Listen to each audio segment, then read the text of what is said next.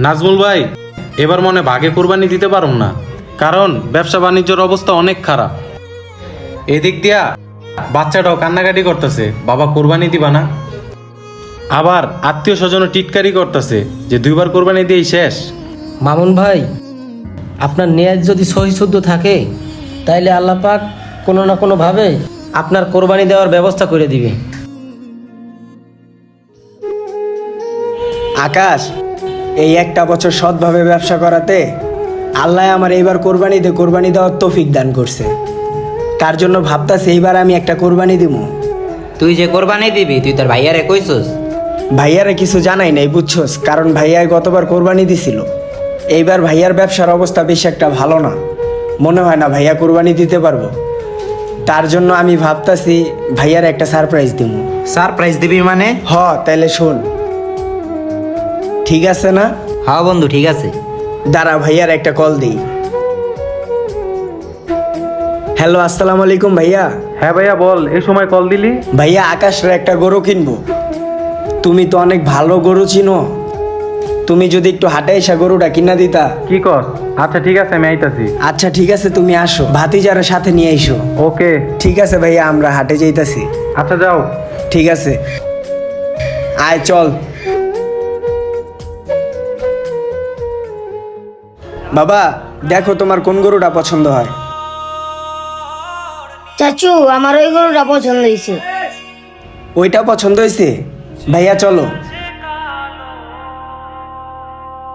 ব্যাপারী ভাই, গরুর দাম কত? কি ভাই, গরু লবা? চাচা। গরু 2 লাখ দেও একদম।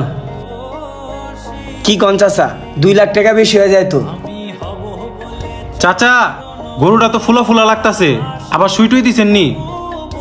বাবা, তুমি এইটা মোর লাগে কেমন কথা কইলা? তুমি জানো এইটা বড় হতে মোর কত কষ্ট হইছে। মাথার ঘাম পায়ে ফালাইয়া বাবা ঘাস কাটতে কাটতে খাওয়াইয়া হেবার এইটারে বড় বানাইছি। আর মোরা হইলাম যাইয়া গ্রামের মানুষ বাবা, মোরা ইঞ্জেকশন পামো কই, মোকে তো অত টাহা নাই বাবা। আর তোমরা কইতাছো বাবা আর ইঞ্জেকশন দিয়ে ফুলাইছি না। এইটা তুমি নিতে পারো, এই বাজারে যত গরু আছে এইটার না গরু তুমি পাবা না। গরুর পিছনের রান দুইটা একটু ধরে দাও চাচা, রানে গোস্ত হইবে কয় মন। আর এইটা তোমারে যে দামটা কইছি ওই দামে নেও, ঠকবা না তুমি। আকাশ, গরু কি তোমার পছন্দ হইছে? ভাই পছন্দ হইছে আমার। তাইলে নিয়ে নেই। নেন। চাচা 5,000 টাকা কম রাখেন। আচ্ছা দেও। আচ্ছা। ভাইয়া, তোমার কাছে একটা কথা লুকাইছি। কি কথা?